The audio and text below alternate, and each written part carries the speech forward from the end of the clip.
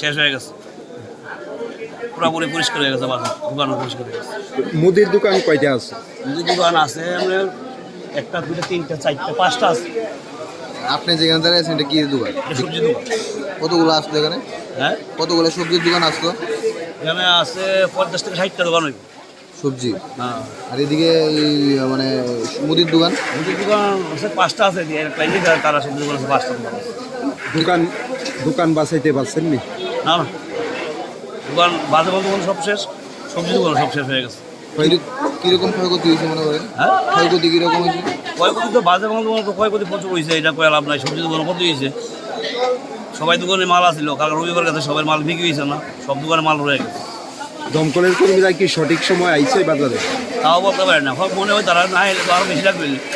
আপনি কয়টার সময় খবর পাইছেন? হ্যাঁ, আপনি কয়টার সময় খবর পাইছেন? আমরা খবর 2টার সময় খবর পাইছি। কী খবর পাইছেন?